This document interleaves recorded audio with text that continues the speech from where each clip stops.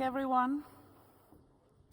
We heard a lot about technical things right now, how to use data science, how to generate business value, a lot of technical topics.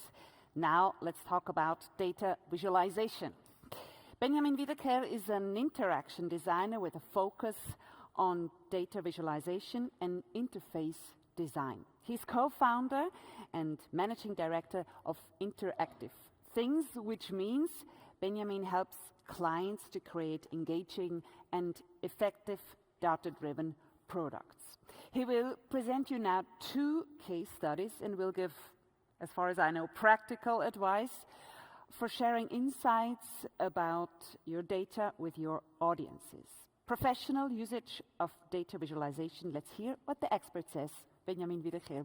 Thank you very much.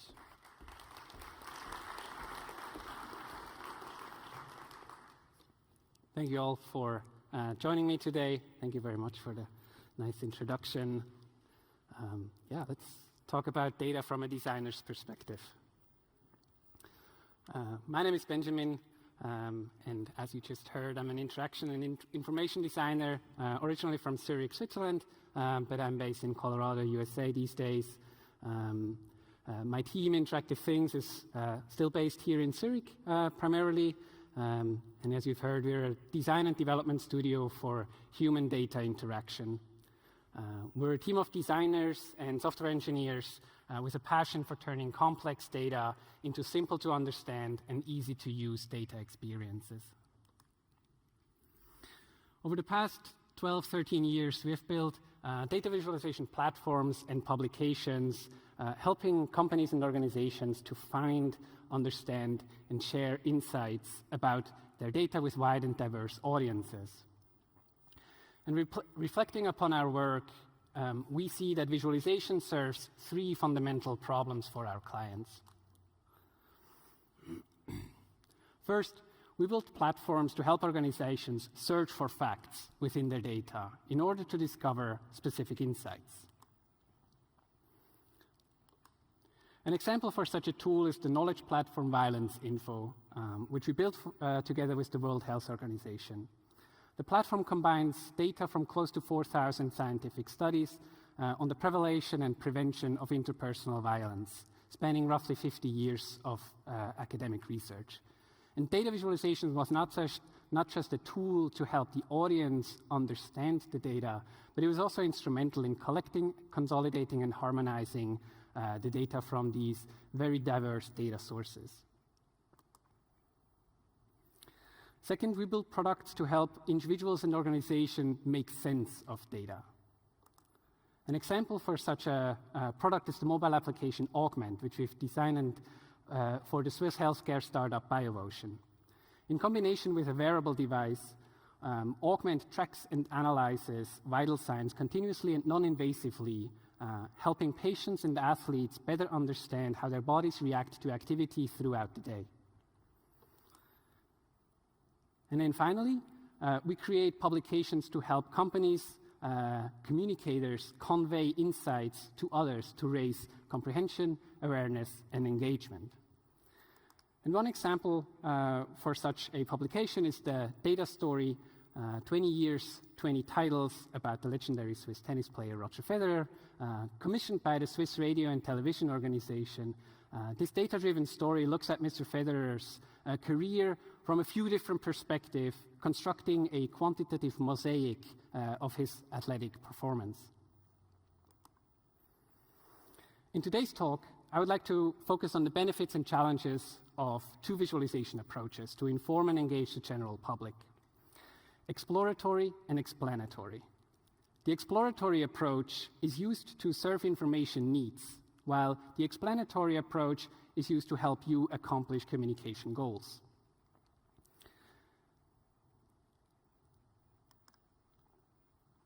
Exploratory visualizations are typically user-driven, with no pre-described ordering, very limited messaging, and a high degree of interactivity. They allow to freely explore a data source. This approach supports tasks such as data diagnostics, pattern finding, and hypothesis formation. On the other hand, explanatory visualization are author-driven, with a predefined path for the user to go through the visualization. They rely heavily on messaging, a very specific narration, and include only limited interactivity, typically. This approach works best when the goal is to tell a very specific story and to communicate effectively. But I believe that compelling stories can be found in both of these two approaches. They can be found in and told through these approaches. And I would like to quickly demonstrate this with the following comparison. I'm using two examples from our previous work. Education Equalities on the green background is an exploratory data platform commissioned by the UNESCO, and Unwanted on the pink background is a self-initiated investigation. Unwanted sheds light on the over 600,000 girls estimated to be missing in India each year. The article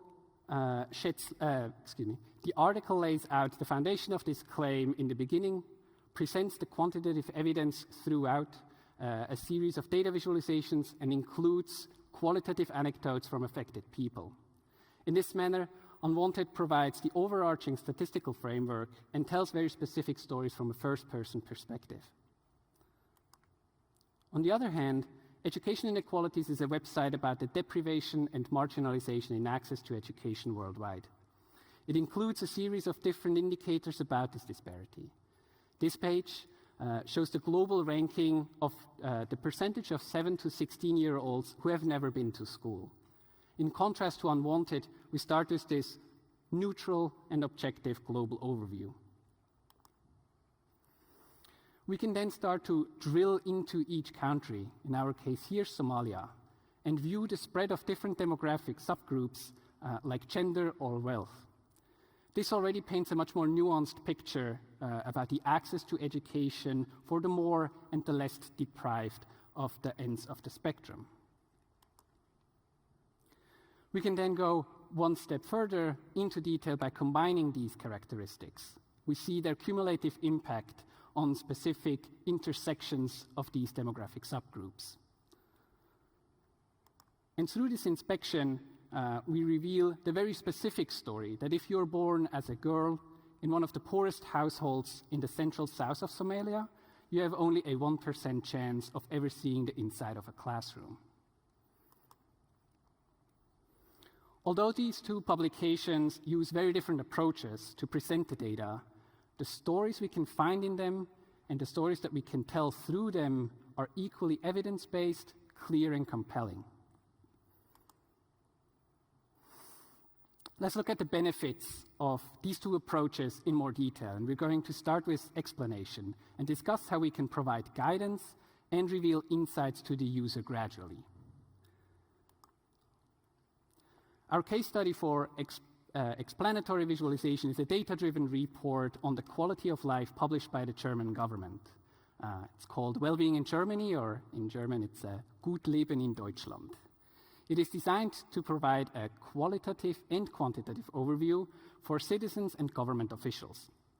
To do this, the federal government selected 46 indicators in 12 dimensions that describe and measure the current status and trends of well-being in Germany. When a user lands on the homepage, we explain the hierarchy of the indicators and dimensions of the underlying dataset. We use this staggered animation to slowly build up the full scope of the report. This way, we allow the user to ease into the report without feeling overwhelmed by the amount of information that we want to show. Simple interactions enable the user to look around and select the chapter that they're most interested in. Once on a chapter page, the user can read through the report, which is accompanied by interactive charts and maps. The user can even place themselves in these visualizations by searching and selecting the county where they're from. We use the user's scrolling and interaction to highlight specific areas of the visualization that are corresponding to the explanation in the qualitative text. At any point in time, the user is free and able to independently explore these visualizations as well.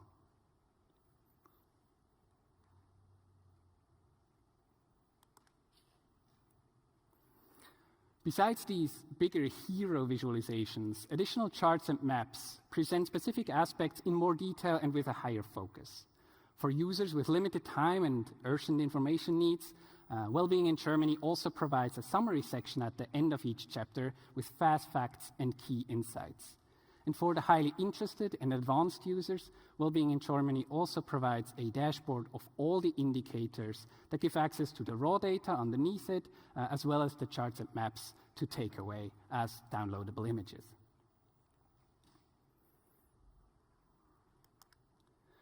To summarize the benefits of explanatory visualization, the predefined structure of a narrative provides the audience with the necessary guidance to understand the full context and allows us, as the author, to gradually reveal and highlight insights in the data.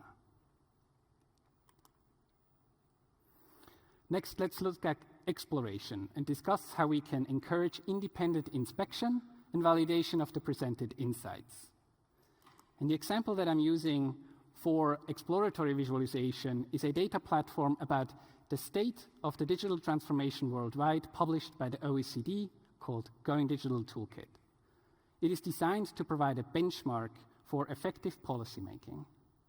The Going Digital Toolkit is structured along 7 policy dimensions of OECD's integrated policy framework.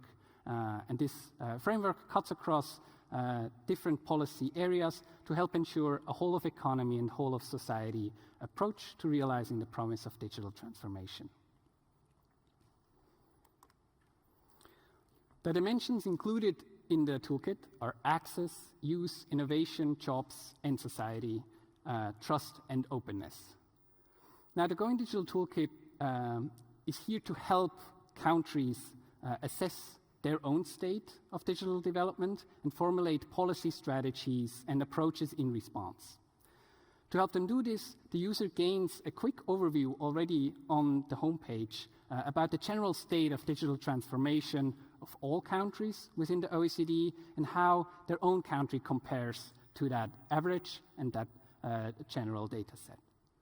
And from the overview, the user can already judge the country's development roughly, how it compares to others.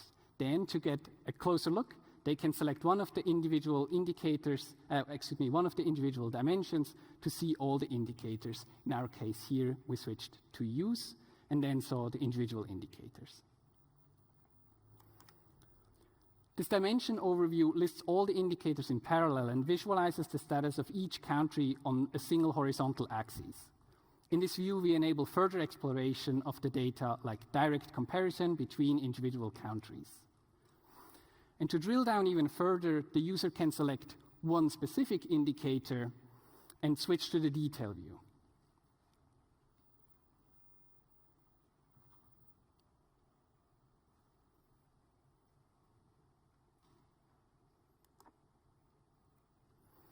Here, the user is able to further evaluate the differences between countries. We provide time series data to see developments of trends and change over time. And wherever possible, we provide breakdowns of the indicators into sub-indicators, enabling to look at a specific indicator from a few different perspectives.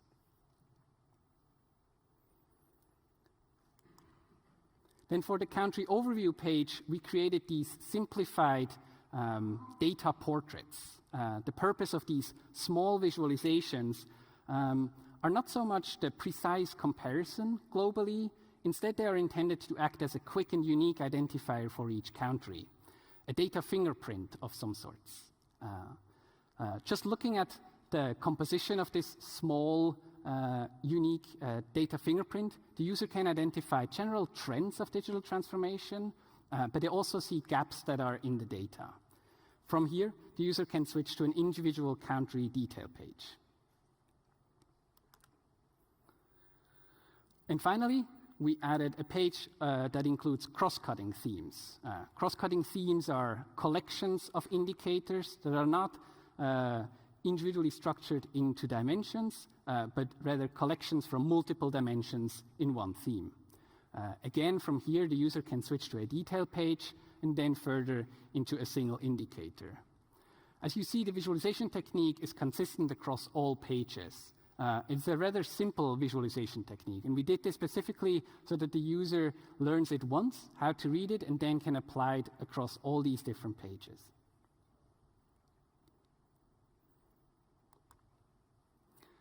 To summarize the benefits of exploratory data visualization, the ability to independently inspect the visualization and validate the insights will empower the audience to ask their own questions, find their own answers, and draw their own conclusions. Theoretically, visualizations could be placed into the explanatory and exploratory dichotomy. I introduced them to you as user-driven and author-driven types of visualization. However, as we've seen throughout the use cases, many examples of visualizations fall somewhere in between.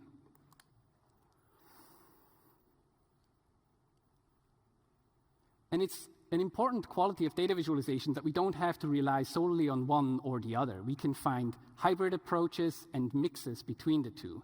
Today's visualizations are increasingly striking a balance between these two approaches, providing room for interactivity, even within the context of a structured narrative, or embedding annotations and interpretations within the context of an exploratory experience.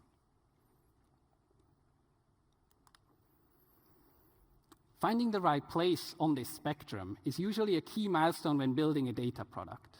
Our audience, who our audience is, when and how they use our visualization, and what job we really help them to get done, should inform our decision about which elements to include. Exploratory elements help the users to participate, to ask questions, to find their own answers. And explanatory elements allows us to guide the user, to steer the conversation, and to define the takeaway messages. But I want to stress this again.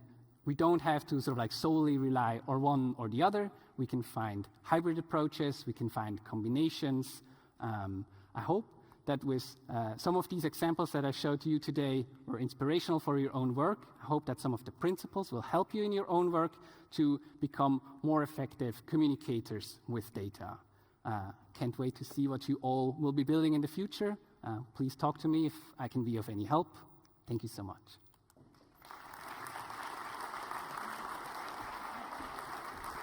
Thank you, Benjamin Wiederkehr. Are there any questions from you on data visualization? There's a question in the middle here.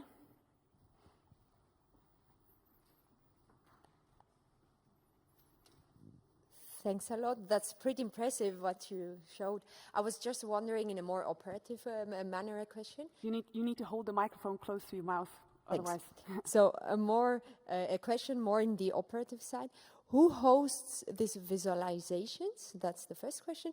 And the second is, are the data a snapshot, or do you have also examples where you get new data and you have to integrate it in your visualizations? Yep. To answer the first question, that usually depends on our clients' preferences. Sometimes our clients have their own infrastructure, then obviously everything should be hosted and is hosted by them themselves. Sometimes we help them host that, and we just rely on typical cloud infrastructure to do that. So there's no magic sauce here. There's also not one fits-all solution. So it's pretty flexible. Again, most of our work is web technology and fairly trivial to host. To the second question, that also obviously depends on what the data set is. I showed the example of violence info. And the process to build up this harmonized data set based on these 4,000 studies was a Herculean effort, and that is indeed a snapshot. There are additions, but the initial build-up of the data set took maybe 1.5 years. And then now if single studies or systemic reviews get added on top of that, then that's a yearly data update that now takes much less time, obviously. Yes, there are other examples of data update frequency. Some of our visualizations are connected to dynamic data sources, and they update whenever the data is updated in a database. Others might have quarterly semester or annual data updates that then basically like are valid for another year. I guess the example of the UNESCO publication, Education Inequalities, again, this is usually connected to the GMR's report, and that's an annual report, so they don't like have the need to update the data more frequently than with the new release of the report. Whereas others, if it's sort of like business critical data, for example, then usually you want to have that as real time as possible. Thanks, fantastic. Further questions? Charlotte, this row, in the front here, thanks. So thanks, very interesting perspective on explanation and exploration. For me, oftentimes the question is, when there's new data, I have new stories I want to highlight. And oftentimes they need new visualizations or at least a new focus. So maybe you might go a bit into how you find the new stories and what are your processes to then also give the story its highlight. Yeah.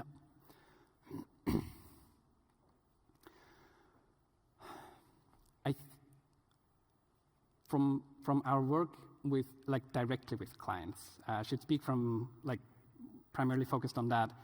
Usually our clients are sort of the primary domain experts. So we usually rely on them to sort of pinpoint to the specific interesting aspects of a data set.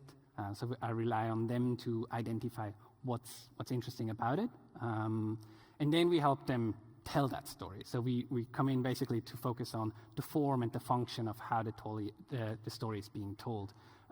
So again, usually finding the new interesting aspects, we rely on our clients, and then we help them shape it. And how we do that is, again, they highlight certain aspects of a data set. Sometimes they generate fairly trivial visualizations using whatever tools they have available, Excel, Tableau, Power BI, whatever works for them. They sort of show us how they see the highlights, and then we see, okay, this is what you see, this is what you understand as a domain expert. Now, how do we communicate that to whoever our audience is? If they're also domain experts, then typically we can stay fairly close to how these domain experts are used to seeing the data.